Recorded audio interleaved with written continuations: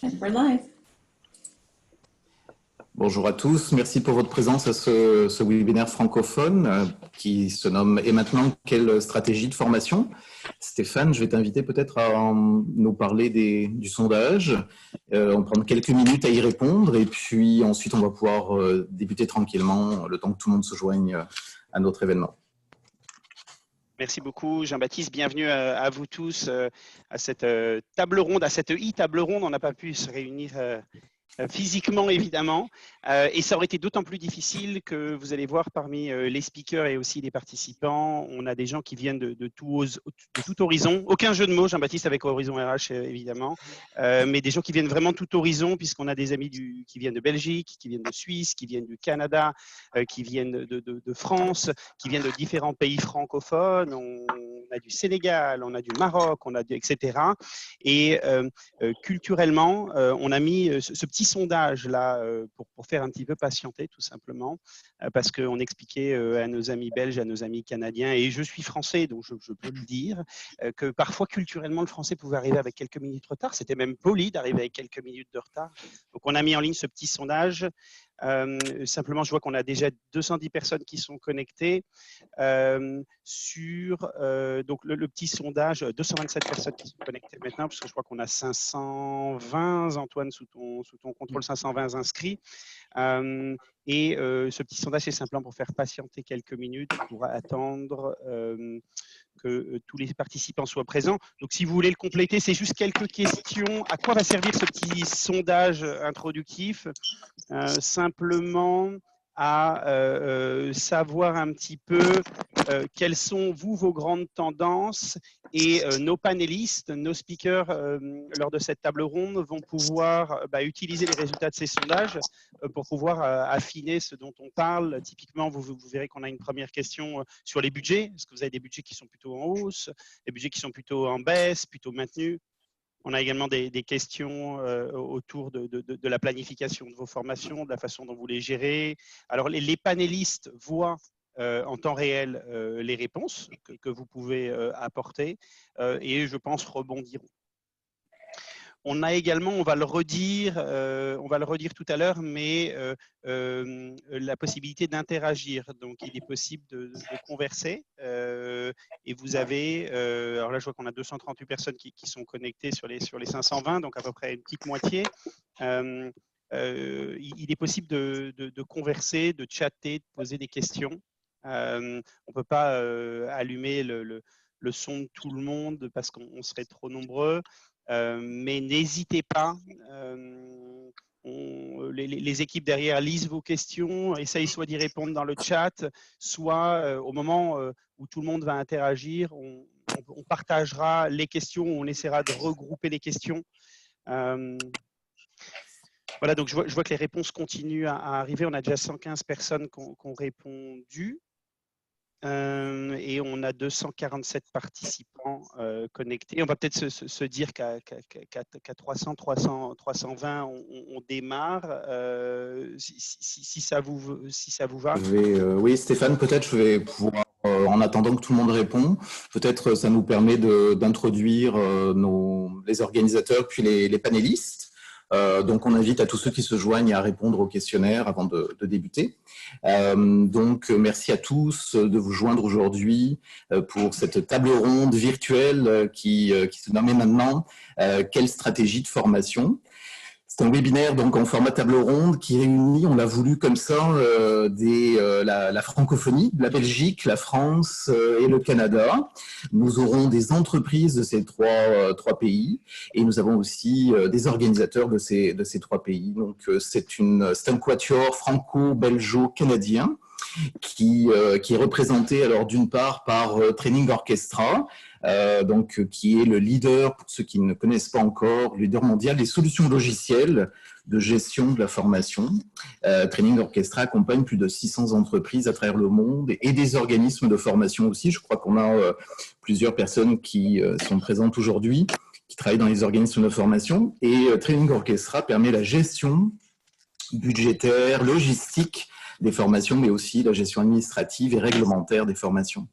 Nous avons aussi, venant de la Belgique, Céline Boitin-Conseil, qui a co-organisé cet événement, qui est chef de projet et responsable éditorial d'événements professionnels dans le domaine du digital, du learning et des RH. Notamment, elle organise, pour ceux qui le connaissent, l'événement des rencontres Digital Learning and Blended Learning, qui est une formation payante qui réunit plus de 100 décideurs des sociétés du CAC 40 ou des administrations à peu près chaque année. Et elle est responsable de conférences sur des salons liés au digital.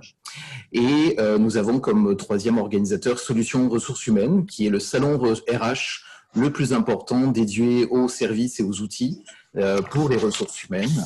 Et notamment en France, vous le connaissez avec la solution, l'édition en fait du salon RH. Le prochain salon sera le 22, 23 et 24 septembre prochain avec plus de 300 exposants à Paris. Et puis, moi, je suis donc Jean-Baptiste Audrery, je suis en charge des technologies et de la transformation RH chez Horizon RH, basé au Canada, et nous accompagnons les clients dans leur stratégie technologique RH et leur transformation RH. Donc voilà pour les co-organisateurs de cette table ronde. Je vous invite, peut-être Stéphane, as-tu un résultat sur les statistiques? Oui, merci Jean-Baptiste. On voit effectivement, là, pour l'instant, on a donc 268 personnes qui sont connectées. On a à peu près une grosse moitié qui a répondu. Globalement, ce qu'on voit, près de 50%, juste pour commenter rapidement, mais continuez à répondre parce qu'on va vraiment un peu affiner le sujet. On voit que 50% d'entre vous ont prévu de maintenir les budgets. Et on va dire qu'on a 40% qui sont dans une baisse des budgets et 11% seulement dans une hausse budgétaire de leurs investissements de formation. Donc, intéressant que la moitié maintiennent les budgets formation. Deuxième chose, sur les outils que vous utilisez le plus fréquemment pour piloter vos activités formation, Excel vient en tête. Alors, c'est peut-être Excel, Google Spreadsheet et autres, mais voilà, donc en fait, la vaste majorité de vos budgets de formation est faite sous Excel ou manuellement. Et puis, dans les grands défis qui ressortent sur les mois à venir, ça va être l'accompagnement des formateurs. Je vais faire la vaisselle parce qu'il y a ça qui est démarré. À faire plus de virtuel, et ça va être également de pouvoir améliorer l'expérience utilisateur. De toute façon, on communiquera un petit peu les résultats de toutes ces réponses. Merci aux 154 qui ont déjà répondu. Et Jean-Baptiste, je crois que je te laisse la parole. On vous remercie à tous ceux qui sont connectés. Vous venez de France, du Canada, de Belgique. Vous voyez un peu les pays qui sont représentés à travers la francophonie. Merci pour votre présence. Et vous arrivez en fait de 40 secteurs différents représentés. Donc merci à tous. Et en profiter pour vous présenter nos speakers aujourd'hui, nos panélistes, donc qui vont échanger en fait sur tous les enjeux justement du retour au travail et l'organisation, la réorganisation, peut-être même la façon de repenser la formation aujourd'hui avec de nouvelles méthodes de travail, de nouvelles méthodes de formation. Ils vont échanger avec nous, on voulait les entendre, on voulait s'inspirer à travers des pays différents, des perspectives différentes et des tailles d'entreprise, mais des enjeux aussi différents. C'est ça tout l'objectif de notre échange ce matin. Et se projeter sur les prochaines semaines, qu'est-ce qu'il va falloir faire, qu'est-ce qui va durer, qu'est-ce qui est là pour changer. Donc, laissez-moi vous introduire brièvement sur chacun. Donc, Patrice Benamar, venant de chez Renault, groupe Renault, qui est à travers le monde, 180 000 collaborateurs, et autant en Asie qu'en Europe. Il a des enseignements à nous partager aujourd'hui. Justement, l'Asie est en avance de phase. Donc, on aura plein de choses à apprendre de lui. Stéphanie Caron, qui travaille pour Petit Forestier, qui est de la location de véhicules frigorifiques, plus de 4100 collaborateurs, et présent dans 23 pays. Beaucoup de formations obligatoires, mais pas uniquement. Et donc, Stéphanie nous parlera de ces enjeux, de ces défis de reprogrammation et de respect de certaines obligations. Nous avons également Olivier Lambert, qui est lui basé en Belgique et qui est directeur général du Sephora ou Sevora, qui est un organisme de formation en Belgique et aux Pays-Bas et qui Pas aux regroupe Pays-Bas, pas aux Pays-Bas, 50... excuse-moi. Pardon? Uniquement en Belgique. Ah, ok, on n'est pas en Belgique, et qui répond en fait aux besoins de plus de 55 000 entreprises membres, donc qui connaît bien tous leurs besoins et notamment les nouvelles attentes. Nous avons également Karine Roy, donc, qui est directrice Learning et Développement chez Terminal. Terminal est basé au Canada, au Mexique et aux US et met à disposition de ses clients dans le domaine des technologies, des startups, des ingénieurs et créer des équipes de développement distribuées d'une autre population qui est très habituée des technologies, très habituée du télétravail. Et pourtant, donc Karine, qui est spécialisée en développement des logiciels, mais aussi tout ce qui est l'apprentissage et le développement des employés, nous partagera son expérience venant de ce domaine. Il y a des besoins et des évolutions qu'il faut noter aussi. Franck Lapinta, donc, est responsable innovation et digital learning à la Société Générale, représente en France et dans le monde aussi, avec plus de 150 000 collaborateurs. Et donc, Franck, lui, il a une double vision à la fois RH et business, c'est technologie, transformation. Il nous partagera comment cette grande entreprise fait évoluer ses technologies et son offre de formation. Et pour terminer, Denis Jaffrin, qui travaille pour Kenzo Parfum, donc présent à travers le monde, bien évidemment, Kenzo. Et la particularité pour Denis, c'est qu'il doit former des conseillères et des conseillers beauté dans le monde entier, avec des enjeux qui sont, vous l'imaginez, le contact avec la clientèle et rejoindre un très grand nombre de spécialistes en contact client. Quelques petites précisions avant de débuter, puis je vais laisser la parole à Antoine Lorme qui va animer ce panel. Vous pouvez utiliser donc le module de chat pour vous poser nos questions et nous poser vos questions, et échanger. Nous avons à peu près 1 heure de discussion devant nous. Alors merci à tous et donc à toi Antoine, je te laisse la parole. Très bien, merci Jean-Baptiste. Merci à nos speakers, nos intervenants d'aujourd'hui. Merci à tous ceux qui sont présents. Donc moi, Antoine Lorne, je suis directeur commercial chez Training Orchestra. Ça fait 10 ans que j'accompagne les organismes de formation et les entreprises justement dans leur choix et dans l'optimisation de la façon qu'ils gèrent la formation, donc avec différentes problématiques quand on est organisme ou quand on est entreprise, mais avec aussi pas mal de sujets en commun.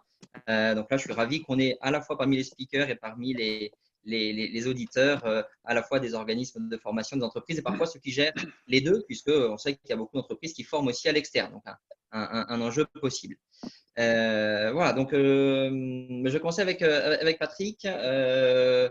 Donc Patrick de chez Renault, Jean-Baptiste le disait, vous êtes présent Renault dans une vingtaine de pays, notamment en Asie, et vous avez pu justement observer les conséquences et la façon dont a été gérée la crise et le déconfinement derrière en Asie, mais également en Europe, puisqu'il y a des pays où l'activité a déjà redémarré.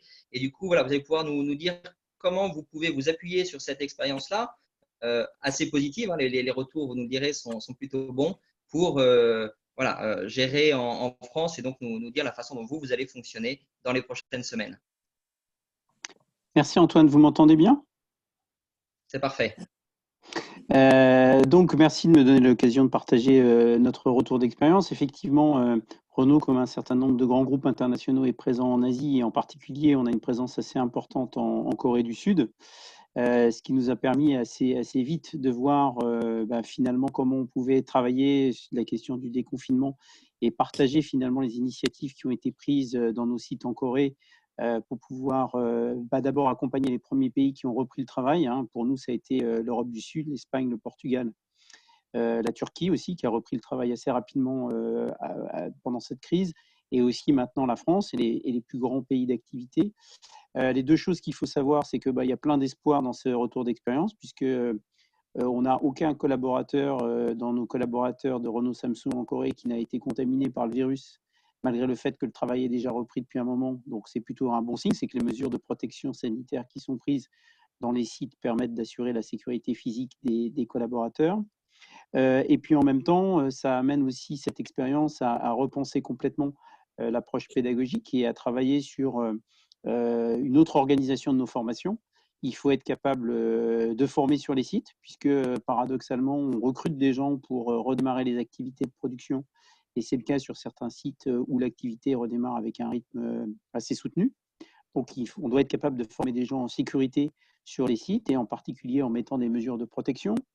On doit réaménager les espaces de formation. On doit être capable aussi de former à distance et de préparer les gens à revenir sur les sites en les formant aussi avec des méthodes plus collaboratives. Je pense en particulier à l'utilisation pour nous de Teams, qui a été très utilisé pour pouvoir former des collaborateurs à distance. Le retour aussi de la classe virtuelle. Et puis aussi des questions liées à ce qu'on va faire dans les semaines à venir pour continuer à engager nos collaborateurs sur des actions de formation. Et là, la pédagogie et les outils pédagogiques reviennent vraiment au centre des discussions pour trouver les bonnes modalités pour pouvoir assurer la continuité, la montée en compétences des collaborateurs, parfois avec des délais qui sont assez courts, puisqu'il faut rattraper une partie du temps perdu quand on redémarre l'activité. Ouais. Et du coup, là, ce que vous disiez là sur les outils de la pédagogie, vous avez parlé des classes virtuelles, c'est peut-être l'occasion de poser aussi une petite définition, on en parlait ensemble, sur le digital, parce que voilà, sur la digitalisation, on peut mettre beaucoup de choses. Vous parliez de Teams, vous parliez des classes virtuelles, donc on est quand même dans une logique où il y a toujours besoin de faire travailler, je dirais, les formateurs. On a les formateurs qui vont animer de façon différente. Derrière, il y a aussi d'autres modalités. Et du coup, voilà, donc on fasse bien la différence. En tout cas, il y a différentes choses derrière ce mot-là. Je pense que la première réponse dans la crise et dans l'urgence a été de pousser les modules de formation en ligne, c'est-à-dire ceux qui étaient disponibles sous format vidéo ou sous format de e-learning et qui donc ont été packagés pour que les collaborateurs puissent avoir des parcours de formation qui ont été vraiment proposés dès les premiers jours du confinement pour les aider justement à mieux travailler à distance, à s'approprier le télétravail, à s'approprier aussi d'autres modes de collaboration à distance. Par contre, il y a aussi toute la partie enseignement présentiel qui doit être revue, puisque du coup, on est obligé d'aménager pour tenir compte des contraintes sanitaires, et aussi la façon dont on transforme des activités de formation présentielle par des activités distancielles. Et là, ça nécessite véritablement de reprendre l'ingénierie pédagogique, de recréer des séquences, voire de découper les séquences très différemment. Je prends un exemple, on avait des sessions qui étaient par exemple organisées sur une journée, qu'on a découpées sur des blocs de 4 fois 2 heures, lissés sur par exemple 2 semaines ou 3 semaines, voire même 4 semaines, pour permettre aux gens de les accompagner dans la durée et aussi pour permettre à nos formateurs de préparer ces animations et de faire l'ingénierie pédagogique avant de pouvoir les déployer.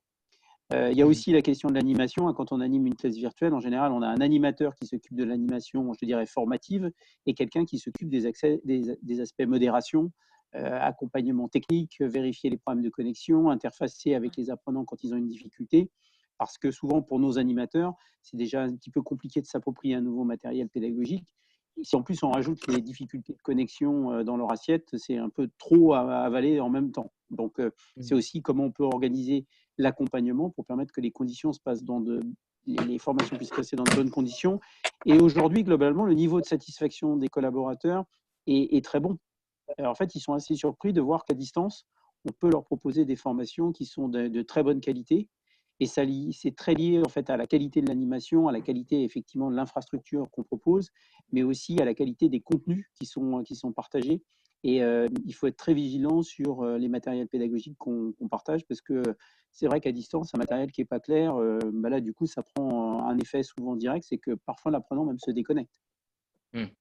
Ouais, très clair. Et de toute façon, on reviendra sur ces aspects tout à l'heure. Voilà, aussi bien avec la Société Générale sur la façon dont on a communiqué et accompagné les acteurs. Je sais que sur la pédagogie, la refonte de la pédagogie, vous avez tous des choses à dire sur le sujet. Et puis, je sais qu'Olivier interviendra aussi sur les formateurs, ceux qui sont adaptés et qui se sont facilement adaptés à ces nouvelles modalités, ceux qu'il a fallu accompagner. Et puis, tous ne sont pas forcément faits pour ça. Donc, on reviendra sur ces sujets. Mais déjà, merci Patrick pour cette introduction.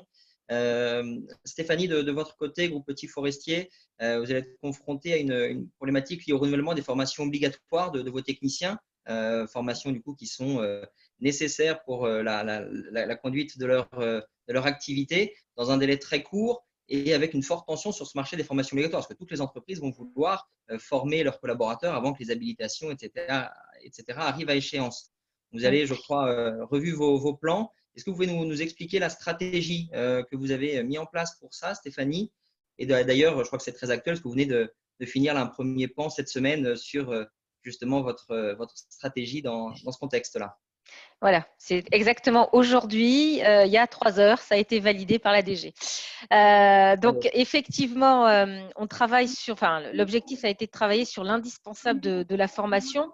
Donc effectivement, les formations obligatoires sont en premier plan. On a une activité qui est très réglementée et également obligatoire au sens du développement des compétences techniques qui sont indispensables à la poursuite de notre activité. Donc on a les deux pendants. Donc, on se retrouve avec des formations pour partie qui ne peuvent être faites qu'en présentiel, soumises à une reprise fixée par le gouvernement ou par toutes les instances. Je pense à l'INRS, par exemple, pour le sauveteur secouriste, comme toutes les entreprises. Enfin, en France, il y a des organismes qui régentent ça et qui fixent leurs conditions de reprise. Donc, on se retrouve avec une obligation de remise en route et de remise en conformité, tout en étant avec un plan de formation qui est contraint. On a perdu un trimestre. Nous, en plus, nous avons une activité qui est très saisonnière. On a des pics qui vont bientôt arriver avec tout ce qui est événementiel, etc., où on participe beaucoup en termes commerciaux et d'accompagnement technique. Donc, on se retrouve à devoir faire au mieux, plus, à expliquer à l'inverse de ce que fait normalement un directeur de la formation, non pas à pousser au maximum les compétences des collaborateurs et les formations, mais à revoir avec les opérationnels le juste indispensable. Donc, c'est un peu le paradoxe du moment. Donc, le juste indispensable en termes de formation. Donc, on refait un nouveau plan de formation, une réactualisation totale avec une nouvelle stratégie jusqu'à la fin de l'année. Et derrière, les formations obligatoires, c'est comment se positionner au mieux par rapport au marché où les acteurs sont les mêmes, où pléthore d'entreprises vont avoir les mêmes besoins. Alors, je vais vous citer un exemple très concret, habilitation électrique, BRBT, en France, voilà ce qui est le b.a.-ba pour beaucoup de professions. Donc, on se retrouve en concurrence avec le bâtiment, avec pléthore d'autres secteurs d'activité et donc d'entreprises, à devoir faire appel à des organismes pour former nos populations ou recycler dans le cadre des obligations de recyclage que l'on a. Et une obligation de les faire en présentiel, soit parce que les populations ne se prêtent pas au distanciel, soit parce que techniquement, on ne peut pas faire autrement. Si je peux prendre aussi FCO, c'est des formations obligatoires pour la conduite. Voilà, nous, on a des mécaniciens ou des techniciens qui sont obligés de conduire des camions. Donc, c'est soumis à ce type d'obligations réglementaires de recyclage. Donc, on se retrouve à faire un nouveau plan de formation avec un accompagnement des opérationnels sur la réduction de ce plan, qui est aussi lié avec une enveloppe budgétaire, non pas contrainte en termes de budget, mais qui est forcément déployée différemment parce que les groupes ne sont plus les mêmes, parce que les modalités d'accès à la formation ne sont plus les mêmes. Les groupes sont plus petits, sont recalibrés par tous les organismes de formation avec lesquels on travaille ou même nous en interne. On ne peut plus mettre 10 personnes dans une salle si la salle ne peut pas en accueillir 20.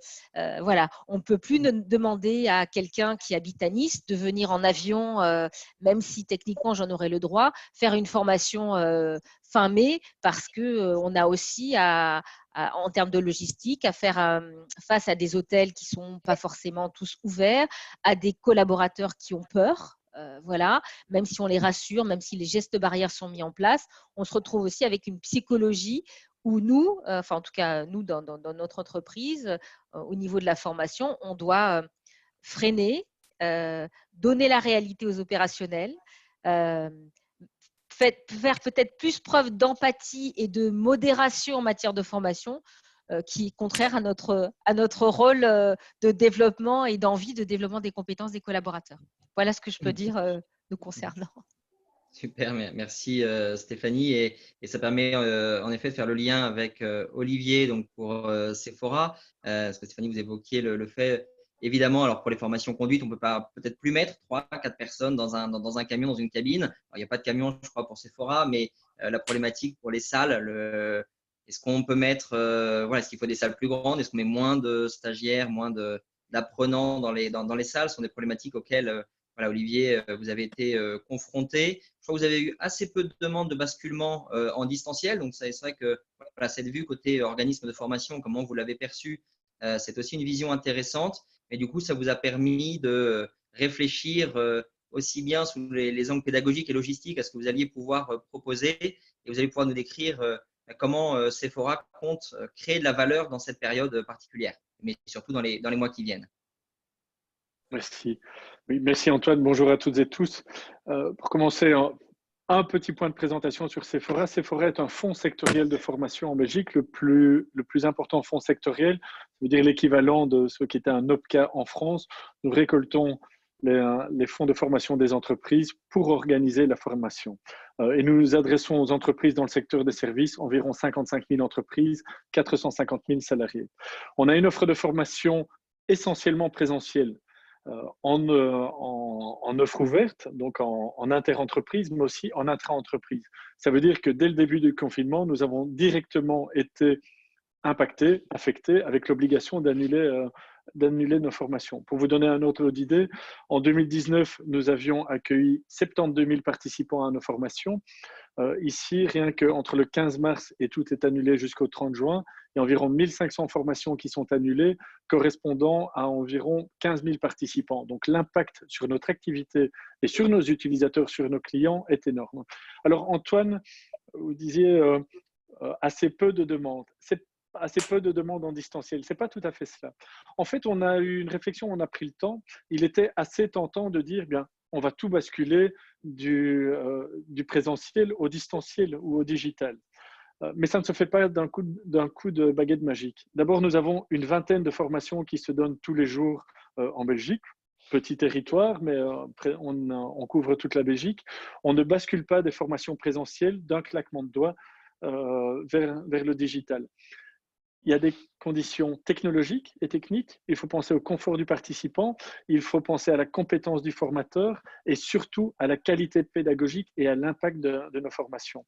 Alors, comme tout le monde, j'ai vu beaucoup d'offres de formation sur LinkedIn, sur les réseaux sociaux, beaucoup d'offres de formation en digital et au risque d'en froisser certains, on a parfois vu tout et n'importe quoi en digital. Et je suis vraiment désolé pour les acteurs du marché, mais il ne suffit pas de se mettre devant une caméra, d'allumer Skype pour proposer de la formation. Il y a vraiment le participant qui doit rester au cœur du dispositif. Il y a des moyens techniques. Skype n'est pas un outil de webinaire. Skype n'est pas un outil de classe virtuelle, par exemple. Donc, il y a une vraie réflexion à avoir et placer la qualité pédagogique au centre, ça a été vraiment au cœur de notre réflexion. Peut-être encore à ce propos une petite réflexion. On a dit, bien, certains ont du temps aujourd'hui. Ils sont en télétravail ou au chômage économique, c'est le moment de se former. Il y a quand même un principe pédagogique fondamental, surtout en formation des adultes, c'est la question du transfert pédagogique et donc du lien qu'il y a entre le développement des nouvelles compétences et le transfert sur le lieu de travail. Et donc se dire simplement que ce temps-ci pouvait être mis à profit pour se former, s'il n'y a pas de lien avec la réalité professionnelle, ça ne marche pas. Et chez nous, nous avons vraiment voulu prendre le temps. Alors, nous avons aussi une offre digitale qui, bien entendu, a été renforcée et qui a rencontré un certain succès. Mais nous prenons aujourd'hui le temps de repenser notre offre de formation, de repenser les thématiques sur lesquelles on va devoir travailler, de repenser également les modalités que l'on va utiliser demain pour assurer cette qualité pédagogique. Sur des thématiques, je vais prendre un seul exemple et je terminerai par là pour ce mot d'introduction. Nous formons par exemple beaucoup de vendeurs. Les vendeurs demain, les forces de vente vont devoir développer des nouvelles compétences et par exemple apprendre à vendre dans le monde du mètre 50, dans le monde de la distanciation sociale. Eh bien voilà une nouvelle thématique sur laquelle on doit pouvoir travailler et qui n'existait pas autrefois. Et ce sont donc des choses très concrètes comme ça, réfléchir à quelles sont les thématiques sur lesquelles on va devoir travailler pour proposer cela à nos clients, quelles sont les modalités que l'on va mettre en œuvre et quel sera le moyen pédagogique le plus efficace pour développer ces compétences. Merci Olivier, et je pense que ces nouvelles formations sur comment vendre voilà, avec cette distance intéressera beaucoup Denis voilà, chez Kenzo qui interviendra tout à l'heure, évidemment pour accompagner tous les conseillères de vente, les 100 000 je crois qu'ils forment. Donc en effet, je pense que Denis pourra réagir là-dessus tout à l'heure. Voilà, je vais passer la parole à Karine donc, de chez Terminal, après Renaud et juste avant la Société Générale. Il nous semblait intéressant justement d'avoir la vision d'une PME, la vision stratégique d'une PME. Karine, vous travaillez avec des ingénieurs qui sont tous habitués à travailler à distance avec leurs clients et pour autant, ils ont été impactés ces dernières semaines. Est-ce que vous pouvez nous décrire les changements qu'il y a eu pour eux? Et voilà, ils ont travaillé tant sur du coup leurs soft skills, mais aussi sur la façon de travailler autrement. Est-ce que vous pouvez nous dire quel a été l'impact pour vos populations, pour les ingénieurs de chez Terminal? Oui, absolument. Donc, premièrement, bonjour à tous et à toutes et merci aux organisateurs pour l'opportunité de me joindre à vous ce matin. Je vais commencer en parlant un petit peu du côté PME, donc donner un peu de contexte à PME et surtout PME dans le monde des hautes technologies. Donc, c'est souvent des organismes ou des entreprises qui sont caractérisées par une croissance rapide. On va avoir souvent des ressources ou des budgets limités. On va avoir une pression au niveau des échéanciers. Il va y avoir une forte compétition pour sortir les nouvelles technologies. Puis évidemment, ça avance beaucoup, donc il y a beaucoup de gestion de changement et tout ça. Donc, ça demande aux entreprises une certaine agilité, une certaine capacité de s'adapter déjà. Donc, ça, c'est un petit peu dans le DNA des entreprises à la base. Quand on parle de l'audience au niveau des ingénieurs de logiciels, on a aussi des gens dans le domaine de l'intelligence artificielle. Donc, c'est des gens que, de par défaut de leur métier, n'ont pas le choix de toujours être en train d'apprendre et de parfaire leurs connaissances. Il y a tellement des nouvelles technologies, des nouvelles façons de procéder qui arrivent sur le marché que pour rester à jour, ils n'ont pas le choix. Donc, c'est déjà des gens qui sont quand même assez autonomes dans leur façon de travailler. C'est des gens souvent introvertis, donc qui sont habitués de se débrouiller pour aller chercher l'information digitalement. Donc, ça va être des gens qui vont aller chercher ou aller prendre avantage des communautés de pratique en ligne, des forums de discussion. Ils vont suivre certains experts dans leur domaine, évidemment. Ils vont se rencontrer, avoir des conférences et tout ça. Donc, ils sont évidemment très familiers avec tout l'aspect technologique. Donc, pour eux, c'est moins un gros changement d'avoir à s'adapter à ce niveau-là. Par contre, une des choses qui change pour eux, c'est que normalement, par défaut, ils vont avoir tendance à parfaire leur connaissance du côté technique. Et au niveau des soft skills, ça, c'est un petit peu plus difficile. Donc, il y a un petit peu moins d'intérêt puis un petit peu moins de focus qui est mis là-dessus. Donc, pour répondre à votre question, au niveau de l'impact pour nous, ce qu'on voit, c'est évidemment, il faut qu'ils adaptent leur méthode de travail. Ils sont habitués de collaborer, mais souvent ensemble, dans un même bureau. Il faut qu'ils adaptent leur méthode de travail et qu'ils apprennent des nouvelles compétences. Donc, dans les nouvelles compétences, on peut parler, par exemple, de collaboration, mais à distance, de prise de décision à distance. On peut parler compétences comme la communication, donner du feedback à distance, gérer les conflits à distance, gérer notre temps, gérer les équipes. Donc, c'est toutes des nouvelles compétences qui sont un petit peu plus importantes maintenant et qui vont devoir se pencher. Donc, ça, c'est un des tournants, c'est le type de formation qu'on doit donner et le type de compétences sur lesquelles on doit mettre l'emphase. Puis, je dirais que aussi, tout le côté social, donc je parlais un petit peu plus du côté introvertis, les gens sont plus dans leur bulle. Donc, tout l'aspect social et apprentissage social, c'est quelque chose qu'on doit mettre de l'avant maintenant. Donc, il y a des plateformes maintenant d'apprentissage social qu'on peut bénéficier.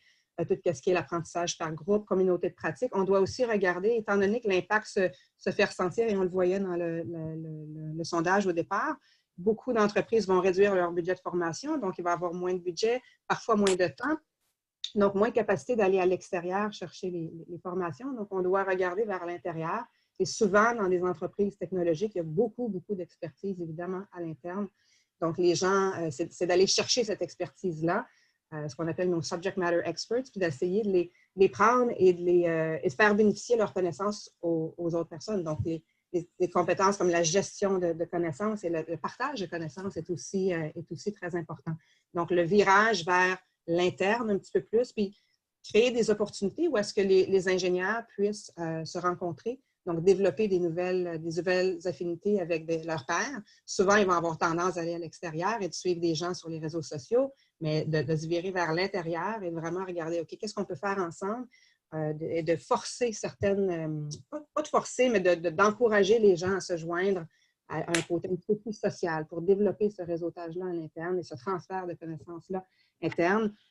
Et de notre côté, du côté de gestion, c'est de les accompagner dans tout ça. Donc, que ce soit par voie de coaching ou de leur donner des ressources ou de leur donner des guides qu'ils peuvent utiliser à bon escient.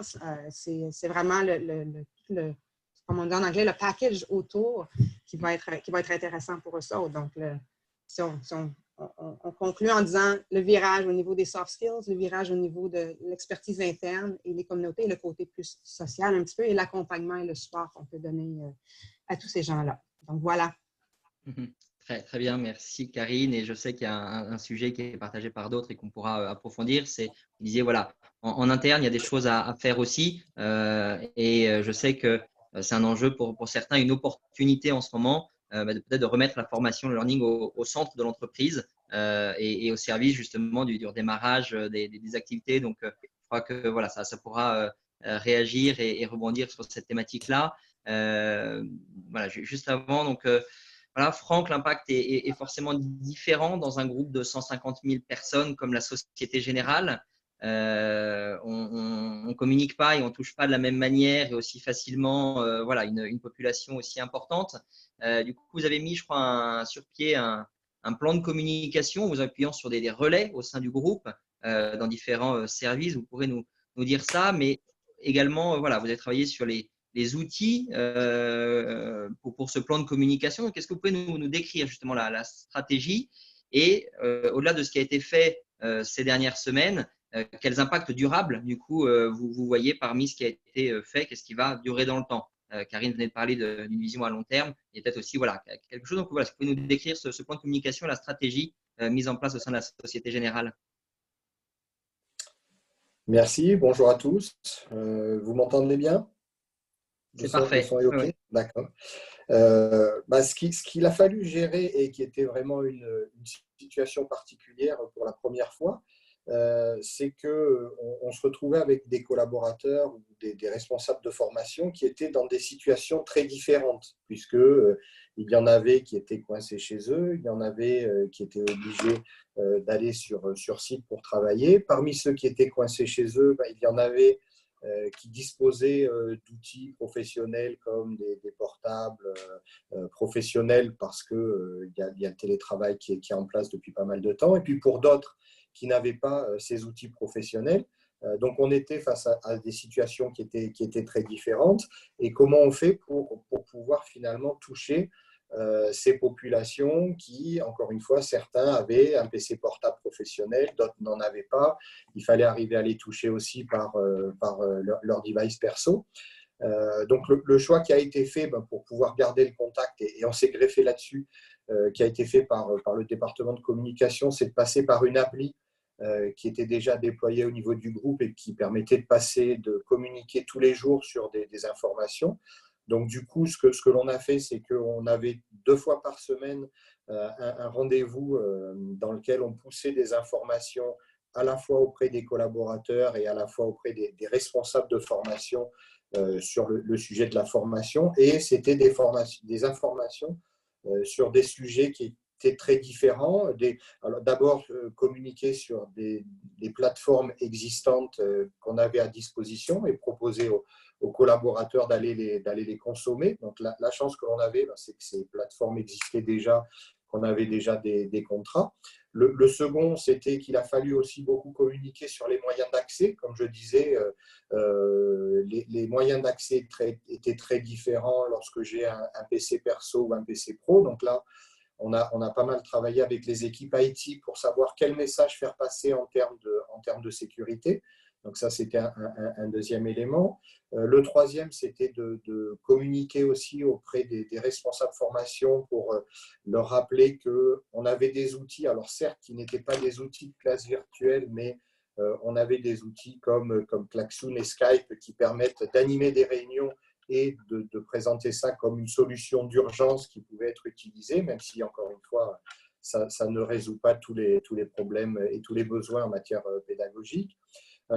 Et puis, c'était aussi de communiquer sur une autre ressource que l'on a, qui est de pouvoir produire rapidement des e-learning en interne avec une structure dédiée dans mon équipe. Voilà.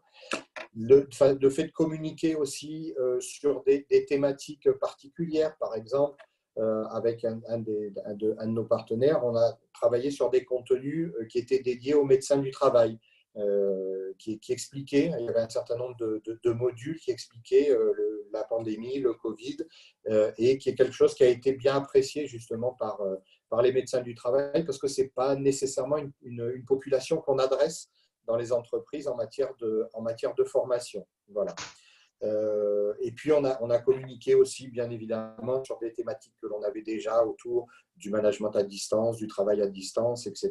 Ce qui était intéressant, c'est qu'on s'est rendu compte au niveau des statistiques, par exemple, qu'on avait pas mal de collaborateurs qui arrivaient pour consommer ces plateformes, qui étaient des nouveaux utilisateurs. Donc, au travers de ces communications, ça a développé la notoriété de ces plateformes, encore une fois, même si elles existaient depuis pas mal de temps au niveau du groupe.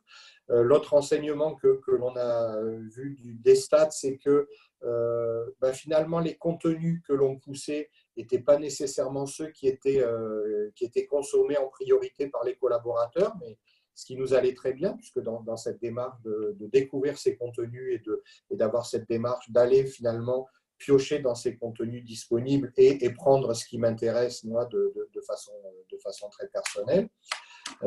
Voilà. Le dernier point que je pourrais ajouter, enseignement, c'est que effectivement, on a un panel de plateformes existantes avec des contenus que l'on propose. On a une structure qui permet de produire des e-learning. Ce qu'on s'est rendu compte là, et le besoin était encore plus saillant, c'était de disposer d'une véritable solution de classe virtuelle et pas uniquement d'organisation de conférences à distance. Et donc là, on est en train de travailler pour prendre au niveau du groupe et de permettre à l'ensemble des responsables formation dans le groupe de pouvoir exploiter une solution qui soit conforme avec des contraintes de sécurité notamment.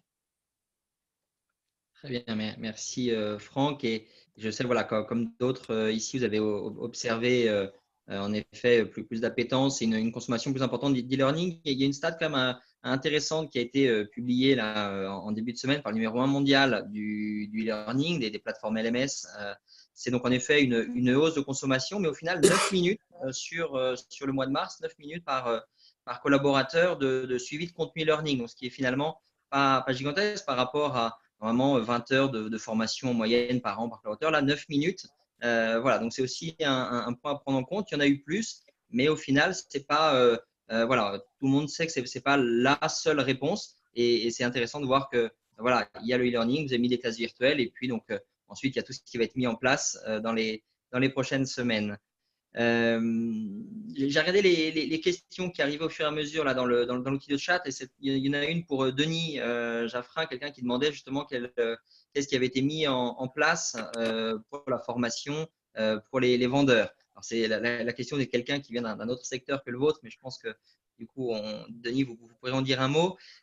Au sein du groupe Kenzo, vous êtes comme Sephora, c'est que vous formez des populations, vous n'êtes pas organisme de formation, mais vous formez des populations extérieures au groupe. Les 100 000 conseillères beauté qui sont en boutique. Donc, il y a sûrement une approche un petit peu différente aussi à avoir avec ces populations. Et je crois que vous vous êtes beaucoup appuyé sur votre pool de 50 formateurs voilà, pour travailler, garder le contact dans cette période avec vos stagiaires habituels. Est-ce que vous pouvez nous en dire un mot et nous dire également comment vous travaillez dès maintenant votre stratégie à moyen terme, puisque vous disiez voilà, une reprise complète de l'activité se ferait de votre côté plutôt dans quelques mois. Donc, voilà, comment vous travaillez aussi dès maintenant cette stratégie en accompagnant vos forces de vente à cette façon de vendre différemment. Bonjour à tous. Pour répondre à votre question Antoine, et à la question du sondage qu'il y avait au début de la présentation, nous, notre priorité, ça a été de continuer à livrer de la formation, en particulier parce que dans l'optique de la réouverture des points de vente, il a fallu mettre en place des nouveaux protocoles de vente sanitaire dans les parfumeries. Et pour le faire, on a mis en place plusieurs solutions.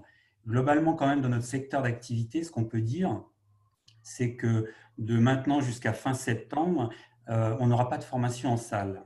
Et ensuite, si on essaye de se projeter de septembre d'ici la fin de l'année, là, probablement pour des raisons budgétaires, on n'aura plus non plus de formation ou très peu de formation en salle. Donc, les deux solutions qu'on a déployées pour pouvoir continuer à faire notre métier, à délivrer de la formation, ça a été d'accélérer le mobile learning. Alors, on a déjà une application de micro-learning qui fonctionne très bien. On a enregistré depuis le début de l'année à peu près 42 000 journées de micro-learning sur cette application. Et par rapport aux chiffres que vous citiez tout à l'heure, on a eu les mêmes constatations, c'est-à-dire qu'au mois d'avril, sur la dernière semaine d'avril, on a eu la meilleure semaine en termes de nombre de connexions de vendeurs connectés sur cette application. Donc, on a eu 4150 vendeurs qui se sont connectés pour des applications de learning, ce qui est le meilleur résultat qu'on ait jamais obtenu depuis le lancement de cette application. Et ensuite, à côté du mobile learning, on a développé une compétence de classe virtuelle. Et c'est quand même quelque chose de très nouveau. L'idée, c'est comment est-ce qu'on va arriver à obtenir le même niveau d'interactivité et de dynamique participative par rapport à ce qu'on a l'habitude de délivrer et ce qu'on sait très bien faire en salle. Donc, pour le faire, on a formé notre réseau de 50 responsables de formation à la pratique de ces classes virtuelles. Et notre recommandation, c'est d'associer des outils comme Zoom qu'on utilise aujourd'hui, mais d'associer également une application sur téléphone qui va permettre d'avoir une très grande interactivité, d'avoir beaucoup d'activités, de rendre la formation très dynamique et également de pouvoir diffuser de la vidéo en streaming de haute définition, ce qui n'est pas le cas quand on utilise uniquement Zoom. On a réalisé un sondage en début de semaine auprès de nos 50 responsables de formation et aujourd'hui, on a 83% de ces formateurs qui ont réalisé des classes virtuelles. Je pense que si on avait réalisé le même sondage il y a 3 mois, on aurait été proche de 0%. Et quand on leur demande s'ils en ont fait juste une ou plusieurs, 90% d'entre eux ont au moins fait 5 ou plus. Et aujourd'hui, un tiers sont capables de mixer 2 solutions en ligne de formation, la visio avec une solution sur téléphone.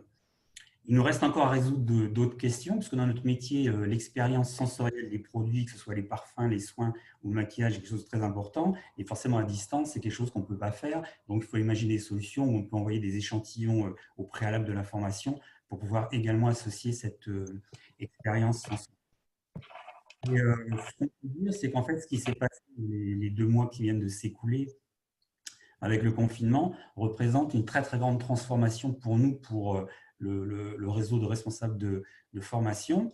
Et avant, on utilisait un mot qui est le blended learning et qui était en fait de se dire, avec la formation présentielle qu'on a l'habitude de délivrer, il faut qu'on arrive de plus en plus maintenant à avoir de la formation en mobile learning. Et je crois qu'à la sortie de l'année 2020, je crois qu'on va continuer à utiliser le même mot de blended learning. Ça va plus être une problématique comment on associe des virtual classrooms à des solutions de mobile learning. Donc, c'est une très, très grande transformation qui a été opérée en peu de temps. Le modèle de 2021, on ne le connaît pas, donc on voit à peu près ce qui va se passer sur l'année 2020. Mais je pense quand même que compte tenu de la rapidité, de l'importance des changements et de la durée sur laquelle il faut gérer ces changements, qu'on ne reviendra pas en arrière au début de l'année 2021 et qu'on aura du coup une pratique de formation dans notre univers qui sera quand même très, très fortement transformée. Ok, merci, merci Denis. Et ça suscite des questions, donc on va essayer voilà, d'y répondre. Donc on a fait ce tour de table et merci à tous d'avoir donné ces premiers inputs. Il y a pas mal de questions qui tournent autour de la pédagogie. Est-ce que certains demandaient est-ce qu'il faut diminuer la durée des formations, d'autres disent non, il faut plutôt séquencer, on va l'étaler dans le temps, mais pas forcément diminuer, parce que derrière, il y a toujours le même contenu à délivrer. Ce travail sur la pédagogie, c'est peut-être un sujet intéressant. Alors, on peut peut-être prendre l'avis d'Olivier en tant qu'organisme de formation. Comment vous menez cette réflexion sur la refonte de la pédagogie, et puis je vous laisserai ensuite réagir les uns les autres sur cette thématique. Oui, merci Antoine. La question de la pédagogie, elle dépend bien de l'objectif de la formation, de l'objectif de développement de compétences. Et cette question de l'objectif, elle dépend bien de la stratégie de formation qui doit être mise en place par l'entreprise, par l'organisation qui développe ces formations. Nous, en tant qu'organisme de formation, nous proposons des formations, nous réfléchissons à la démarche pédagogique, mais ça part bien de la demande et de l'entreprise. Et définir la bonne pédagogie, ça nécessite tout d'abord que l'entreprise ait bien une stratégie, que la stratégie de formation soit bien en lien avec la stratégie de l'entreprise, donc que l'on connaisse les besoins. Ici, on est dans une situation où les entreprises doivent s'adapter d'une manière phénoménale, comme c'est rarement arrivé dans l'histoire économique. Donc, il y a des adaptations à faire, des transformations à faire. Sur base de cela, les entreprises définissent une nouvelle stratégie. Elles vont définir une stratégie ressources humaines, une stratégie de compétences, une stratégie de formation. Et c'est dans ce contexte-là, et seulement sur base de cela, que l'on peut se poser la question, quelle va être la meilleure formation, quelle va être la meilleure réponse formation aux besoins de développement de compétences. Et donc, la pédagogie, elle est toujours situationnelle, elle est toujours circonstancielle, c'est en fonction de l'objectif que l'on va pouvoir la définir. Il n'y a pas de bonne pédagogie il n'y a pas de bonne modalité. On ne peut pas dire qu'un présentiel est meilleur qu'une classe virtuelle ou meilleur qu'un webinaire. Ça dépend bien de la situation, de ce que l'on veut faire, de ce que l'on doit proposer. Et c'est vraiment très important de se poser la question. J'entends, et c'est tout à fait intéressant, bien, on développe des solutions de mobile learning, on développe des solutions de classe virtuelle. C'est important, mais à chaque fois, ces solutions, je n'ai aucun doute sur le fait que dans les témoignages qui ont été donnés ici, elles dépendent bien du contexte, de la stratégie des entreprises. Et donc, je pense qu'il faut vraiment réfléchir à cela. Vous êtes des professionnels de la formation pour la plupart ici dans l'audience. Vous connaissez les critères d'évaluation de Kirkpatrick. On a la satisfaction, les apprentissages et puis les changements de compétences. La question de la pédagogie, elle permet de se situer au niveau des changements de comportement, de ces changements qui vont vraiment apporter des résultats dans l'entreprise.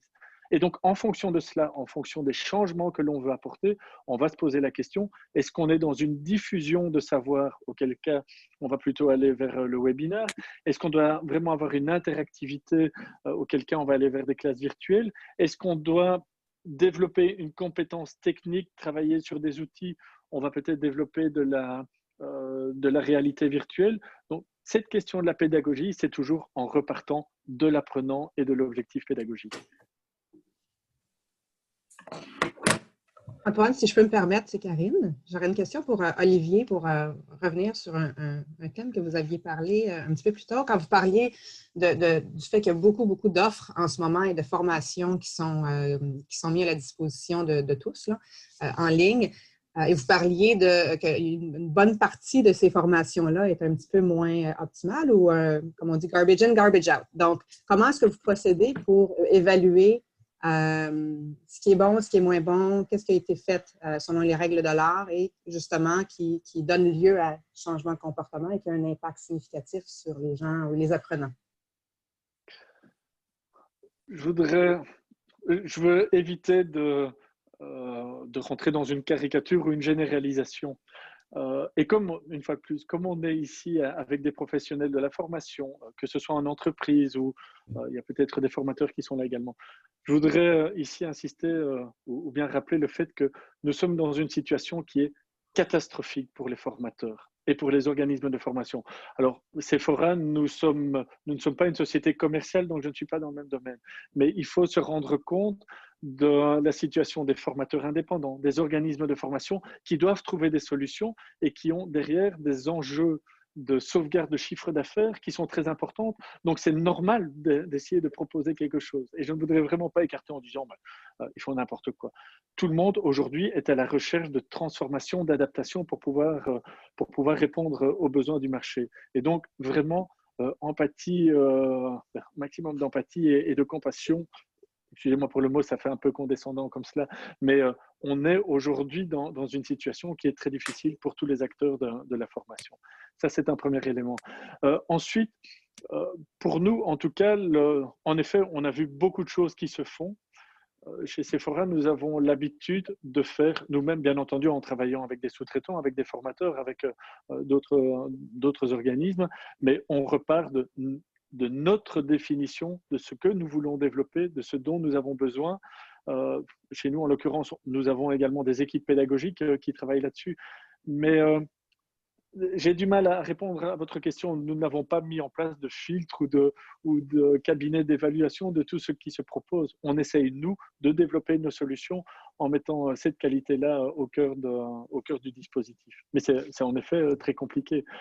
Et ça doit dépasser la satisfaction, ce niveau d'évaluation de la satisfaction. On peut voir un e-learning qui est très sympa, mais dans lequel on n'aura malheureusement rien appris. Mais je pense que ma question n'était pas, je ne voulais pas dénigrer personne, loin de là, c'était juste pour voir s'il y avait des éléments que vous cherchiez quand vous regardez un e-learning, une offre de e-learning. Y a-t-il des éléments que vous allez regarder qui sont un petit peu plus importants ou plus prioritaires? Alors, je vais quand même apporter une réponse. Il y a un principe pédagogique fondamental, c'est l'apprenant qui est au cœur du dispositif. Mm-hmm. Et on peut même avoir un webinaire, enfin il y a une notion d'interactivité, de placer l'apprenant, de repartir des besoins de l'apprenant. Et quand on se retrouve face à quelqu'un qui délivre simplement un message en oubliant qu'il a un apprenant face à lui, eh bien là, on est passé à côté de cette indispensable qualité pédagogique. D'accord. Merci Olivier. Il y avait dans ce que vous disiez, faire travailler l'équipe pédagogique et c'est nécessaire du coup de les faire réfléchir. Stéphanie disait, je crois, dans la préparation, c'était aussi l'occasion de faire intervenir et d'aller chercher d'autres expertises au sein de l'entreprise pour remettre aussi la formation, et c'est une opportunité de remettre la formation au centre. Stéphanie, si vous voulez nous en dire un mot. En fait, je vais rejoindre un peu les propos de Karine qui disait qu'effectivement, elle recherchait en interne les compétences et à les faire partager. Nous, au niveau de Petit Forestier, la direction a considéré que effectivement, cette période de sous-activité, de complexité économique qui laissait aussi des gens en chômage partiel. Ça a été notre cas, y compris pour préserver le service aux clients, avec des équipes A et des équipes B pour éviter des contaminations et avoir une continuité de service. L'idée, ça a été de dire, tous les experts techniques qui souvent n'ont pas le temps ou nous sommes un peu la 10e roue du carrosse pour vraiment les excellents qui sont très sollicités. C'est le moment de faire appel à eux, de les remobiliser autour de la formation, de les réinvestir dans la formation pour que demain, ils puissent travailler différemment. Nous, comme on le disait au démarrage, on a 23 pays, donc on est des spécialistes de la solution du froid. Donc, on a des experts en froid embarqués qui voyagent partout dans le monde. Donc, aujourd'hui, ce n'est plus possible. Donc, les problèmes, ils ne peuvent plus les résoudre. Donc, ils étaient souvent en réaction. Là, on va être dans le préventif avec du coup la constitution de modules de formation, de façons de communiquer des process ou des contenus différents. Et pour rejoindre sur la qualité, donc on fait aussi du e-learning, des petits tutos, de l'interactivité avec la possibilité d'être en contact direct avec ses experts, ce qui remobilise nos coachs internes, comme on les appelle, qui sont occasionnels, qui ne sont pas liés par cette mission à temps plein, sauf là en ce moment pour certains. Donc, il y a un sentiment de fierté à être sollicité, fierté à voir la production, parce que c'est vrai que quand on voit du e-learning, qu'on reconnaît ces mots, qu'on participe même en tant que non-expert des moyens pédagogiques, mais au moins de l'expertise métier à la création d'un contenu qui va être dispensé aux autres, il y a un sentiment de fierté, il y a un sentiment de remotivation et il y a aussi remettre la formation en premier, sur le haut de l'estrade pour demain. Donc, en fait, on a aussi considéré que c'était un moyen de remettre la formation au cœur du développement des compétences. Et je voudrais juste donner notre petite expérience à Karine. Donc, comment on reconnaît un bon produit d'un produit un peu moins bon. Alors, et je rejoins sur Olivier. Déjà, nous, on crée nos propres contenus et pour certains, mais pas pour tous, et qui sont liés à la cible. Donc, on a évidemment parlé de toute la pédagogie, etc. Mais c'est aussi la cible. On ne va pas adresser un module de la même façon à un technicien dont la seule adresse mail, c'est celle de sa femme, qui fait toutes ses démarches administratives et qui, pour certains, n'ont même pas un PC chez eux, de la même façon qu'un commercial qui sera très à l'aise avec un écran, avec du virtuel, avec du e-learning. Donc, c'est déjà la cible, comment on va s'adresser à elle. Et pour ce qui est de ce qu'on appelle des outils étagères pour le sérail, c'est-à-dire des modules de formation ou des formations e-learning e-learning achetables sur le marché, personnellement, je les teste toutes. Donc, je les teste toutes et dès lors qu'il y a des pages d'écriture à lire, je ne les valide pas. Voilà, donc je considère que le e-learning, ce n'est pas du PDF transcrit en module. Donc, il faut de l'interactivité. Si moi, je m'y ennuie, il n'y a pas que moi, hein, mais enfin, si quelques experts s'y ennuient, je ne les prendrai pas. Et ça, je l'ai fait autant pour la RGPD que pour des formations sur des outils informatiques, en passant par des soft skills, sur du management, etc. Donc, je teste. On se rejoint sur ce point-là. Merci. Il y a une question là qui est revenue plusieurs fois et je pense que ça faisait écho à ce que disait Patrick. Donc, peut-être que Patrick pourra y répondre chez Renault, qui est la question du onboarding. Il faut former les nouveaux arrivants, souvent en présentiel, si on veut une bonne implication aussi dans l'entreprise. Donc, comment est-ce que vous allez accompagner justement les nouvelles recrues qui arrivent? Qu'est-ce que vous allez prévoir concrètement aussi? On sait tous ce que font les écoles pour accueillir à nouveau les élèves, mais du coup, voilà, sur le présentiel, qu'est-ce que vous allez mettre en place pour former et maintenir le onboarding dans les prochaines Alors, semaines? ce qu'il faut savoir, c'est que c'est pas parce qu'il y a une crise qu'on n'a pas continué d'accueillir des collaborateurs. Moi, par exemple, j'ai fait l'accueil ce mois-ci d'un nouveau collaborateur dans l'équipe. Donc, on avait mis en place déjà depuis un moment des parcours de formation en ligne et l'onboarding en ligne était quelque chose qui existait déjà.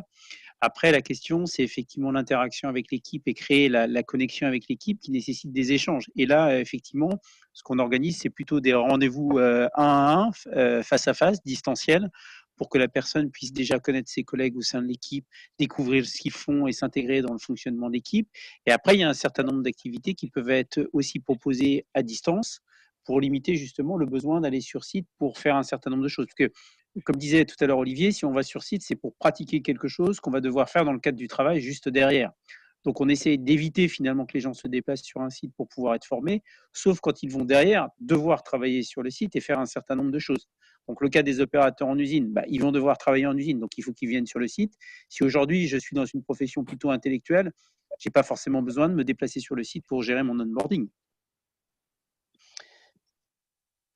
Alors, nous, pour le onboarding, effectivement, on s'adapte, mais on essaye de faire on a essayé de mettre en place un espèce de jeu de piste parce que beaucoup sont en télétravail ou ne travaillent pas. Donc, effectivement, je suis comme vous. Hein, j'ai aussi accueilli un collaborateur et une qui, du coup, je l'ai vu une semaine avant la crise. Donc, pour essayer de maintenir le lien. Et c'est des jeux de piste avec des petites questions ouvertes sur trouver le meilleur commercial de produits meubles frigorifiques de l'année 2019. Donc, vous pourrez vous appuyer de telle et telle personne pour pouvoir identifier ce collaborateur, ce qui permet de faire des réseaux et de quand même, par le biais, nous on travaille sur Google, par le biais des hangouts, de pouvoir essayer rapidement pour des nouveaux de tisser des liens et d'avoir des contacts, donc des espèces de jeux de pistes. Voilà, on fait comme on peut de loin. Merci Stéphanie. Denis, je crois que vous vouliez intervenir tout à l'heure. Est-ce que c'était sur ce sujet-là ou est-ce que c'était sur le sujet précédent? Oui, non, sur l'ensemble des discussions, je crois que ce qui est important dans la période actuelle, c'est de rester pragmatique et on a une obligation d'agilité. On doit répondre à une contrainte qui est extrêmement forte et que tout le monde a notée. Et du coup, la question, c'est qu'est-ce qui est le plus efficace? C'est-à-dire qu'on peut tous avoir des a priori, mais d'essayer de voir qu'est-ce qui, aujourd'hui, dans les contraintes qu'on a, va le mieux aider les collaborateurs à développer leur expertise. Et je crois qu'on est vraiment dans une période de test and learn. C'est-à-dire que la question auquel personne n'a de réponse définitive, pour apprendre bien, pour se développer, qu'est-ce que le digital peut faire, sait faire et peut bien faire? Et qu'est-ce que le présentiel, qui a été quand même notre modèle avec lequel on s'est développé dans ce métier, pour lequel il reste indispensable, qu'est-ce qu'il fait le mieux? Et dans le learning, il y a plusieurs dimensions. Il y a le fait d'apprendre et puis aussi surtout, on parlait de l'onboarding, l'engagement des collaborateurs. Est-ce qu'on arrive à créer le même engagement si on fait un onboarding en digital? Et puis, il y a toute la partie networking aussi dans des formations au sein de l'entreprise. Donc, du coup, l'idée, c'est de se dire, aujourd'hui, il y a une grande ouverture, les cartes sont rebattues, on est dans des obligations de faire différemment. Et de profiter de cette période, et peut-être à la fin de l'année, on y verra un petit peu plus clair, pour arriver à mieux comprendre ce qu'on va faire dans des classes virtuelles, dans du mobile learning, dans du présentiel, et trouver la bonne place pour chacun. Et je crois que la question qui nous interroge tous, et pour laquelle on n'a pas la réponse, c'est quelle va être au final la place du présentiel dans la formation de demain. Et ça, c'est, je pense, pour ça qu'on a eu beaucoup de connexions dans la table ronde que vous avez initiée, parce que je crois que c'est une grande interrogation pour tout le monde. Pour compléter ce que vous dites, Denis, avec un élément pour moi qui est important, c'est qu'on a tendance effectivement à considérer qu'il y a certaines modalités ou certaines pratiques qui sont plus adaptées à certains types de contenus. On voit aussi que pour exactement une même thématique, on a des attentes ou des appétences de la part des collaborateurs qui vont être extrêmement différentes. Alors certes, des appétences contraintes, c'est je dispose d'un ordinateur ou pas, mais aussi on voit bien qu'on a encore une fois sur un même sujet des collaborateurs qui vont avoir envie de consommer un contenu très long, d'avoir une approche très exhaustive, d'être guidé dans les contenus, pour d'autres d'aller chercher un petit peu comme ils veulent et faire leur marché. Et je crois que la difficulté aussi, c'est ça, c'est que, alors on l'a pas évoqué parce que c'est un sujet qui fâche, hein, mais c'est l'aspect financier, c'est que comment on fait effectivement aujourd'hui pour avoir un contenu sur un même sujet, encore une fois, et je vais l'avoir en e-learning, je vais l'avoir en vidéo, je l'aurai peut-être, Stéphanie, en 40 PDF, parce que c'est ce que voudra un collaborateur. Il y a une logique économique qui fait que je ne peux pas proposer tous ces contenus, toutes ces modalités sur un même sujet, sachant qu'en plus, ce n'est pas une modalité, mais idéalement, c'est d'en construire plusieurs pour les adapter. Donc là, il y a une difficulté qui est importante.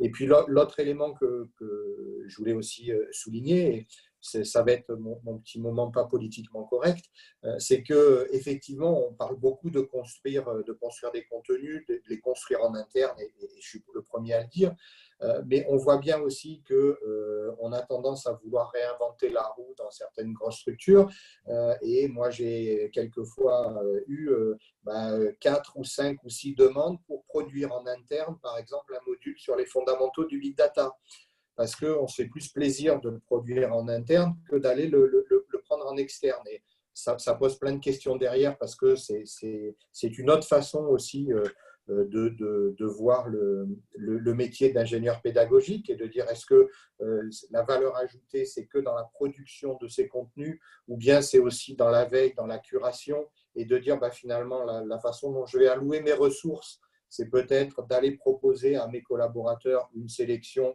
comme vous le disiez Stéphanie, de contenus qui existent et qui sont gratuits, et il y en a aujourd'hui pas mal, et qui vont être complétés avec d'autres types de production in-house qui seront pertinentes sur une partie bien spécifique de la thématique.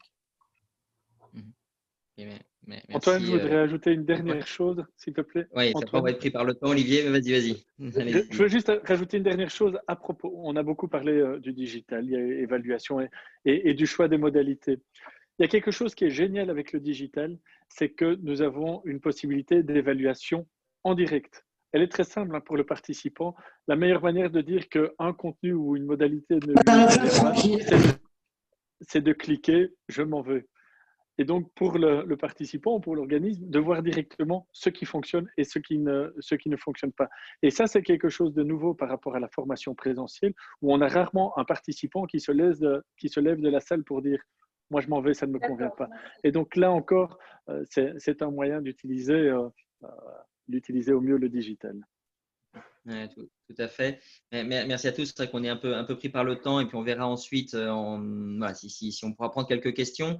Il y a en effet dans tout ce que vous dites un élément qui transparaît, c'est aussi finalement remettre l'individu au centre. Il y a aussi des commentaires, ça fait réagir ce que vous disiez. Voilà, Véronique disait dans le chat, ne pensez-vous pas que l'essence de la formation, c'est le contact, les relations interpersonnelles? C'est finalement très, très humain d'avoir ce besoin-là. et qu'en effet, derrière, le présentiel reviendra ou maintiendra. Donc, c'est vrai qu'au-delà même de la formation, ça pose des questions la plus philosophiques et autres. Mais voilà, c'est sûr que globalement, que ce soit dans la formation ou dans le reste, on aura tous ce besoin-là de contact. Juste avant de finir, je voudrais vous demander à tous en une petite minute quel est le mot-clé qui, pour vous, symbolise votre stratégie de reprise de la formation, voilà, qui caractérise la période actuelle. Donc voilà, juste un mot et un petit commentaire qui va avec. Denis, si vous voulez commencer. Alors pour moi, ce serait la transformation parce que ce qui me surprend, c'est la rapidité, l'importance des changements qu'on a évoqués. Et si ça avait été une parenthèse de 1 mois ou 2 mois, mais dans notre secteur d'activité, c'est jusqu'à la fin de l'année. Donc, compte tenu de la durée pendant laquelle ces nouvelles pratiques vont se mettre en place, je pense qu'au sortir, on n'aura pas un retour en arrière. Donc, on aura forcément une transformation et je pense que la transformation va être importante. Merci, Denis. Franck? Moi, j'avais choisi le mot adaptabilité parce que justement, cette situation particulière a montré que dans le learning, comme dans d'autres sujets, il avait fallu s'adapter de façon un petit peu précipitée, en lâchant prise aussi sur certaines choses et d'être finalement un petit peu pragmatique. Je parlais tout à l'heure des typologies ou en tout cas des appétences des collaborateurs ou des apprenants sur telle ou telle modalité. Et encore une fois, je pense que ce sera ça tout l'enjeu. C'est finalement comment je fais pour m'adapter à des besoins, à des situations, à des attentes de collaborateurs qui, en plus, évoluent très vite dans l'entreprise. Bien, merci. Vous avez des aficionados avec adaptabilité. Je vois dans le chat, voilà, ils sont nombreux à redonner ce mot-clé aussi. Karine?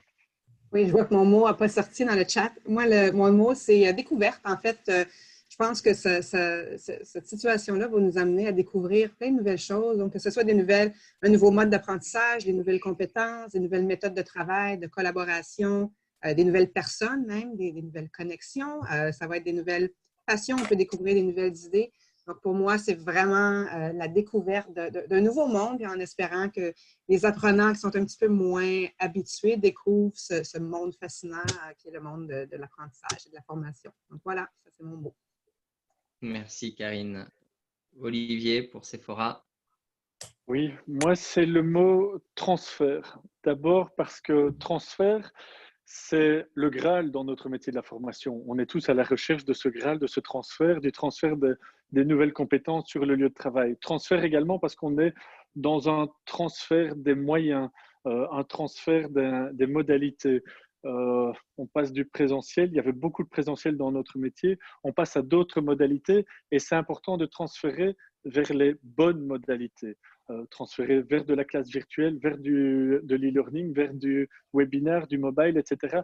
Et c'est important ici, je veux vraiment insister sur l'importance de bien nommer les choses. J'ai entendu avec joie ici l'accent québécois. J'ai un ami québécois qui me dit toujours, il ne faut pas confondre un caribou et un élan. Eh bien, il ne faut pas confondre un e-learning et un webinaire. Donc, le transfert vers le choix des bonnes modalités est particulièrement important. Et enfin, transfert, c'est le nom du plan d'action que nous nous sommes donné en interne chez Sephora pour revoir entièrement notre offre.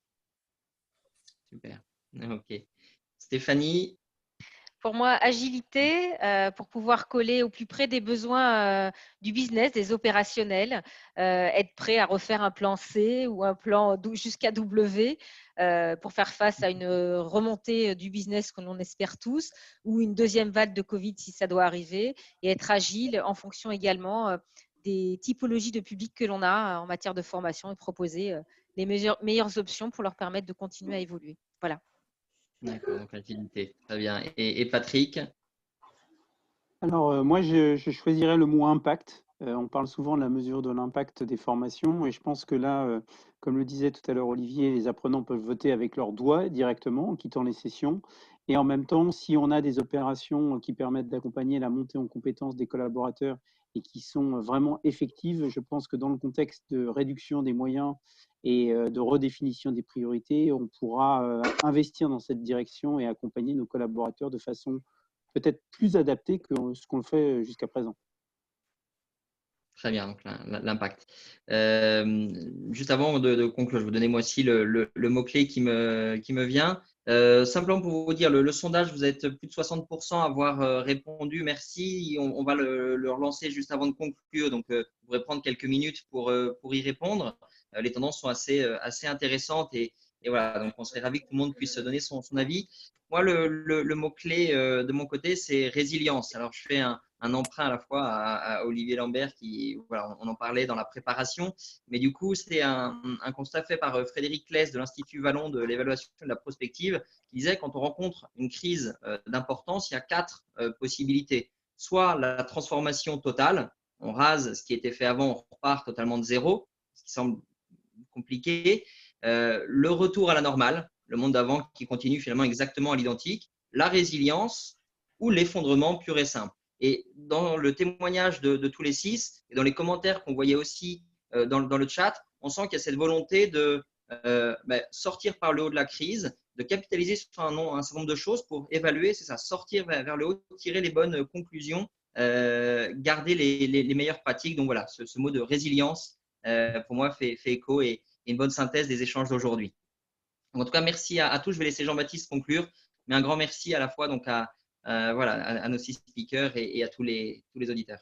Oui, merci à tous pour votre temps. Merci aux participants de vous être joints si nombreux à cet événement.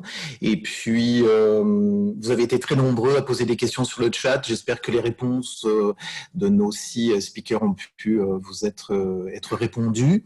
Vous pourrez retrouver donc la rediffusion du webinaire et de cette table ronde dans vos emails demain. On vous envoie donc un courrier de suivi. Vous pourrez retrouver cette transmission. Et puis, nous restons à votre disposition. Vous avez nos adresses email si vous avez des questions, s'il y a des éléments que vous vouliez partager. Il me fera un grand plaisir d'y répondre. Alors, merci à tous pour votre temps, ce partage francophone d'expérience et bon succès à tous pour la suite et bonne agilité à tous.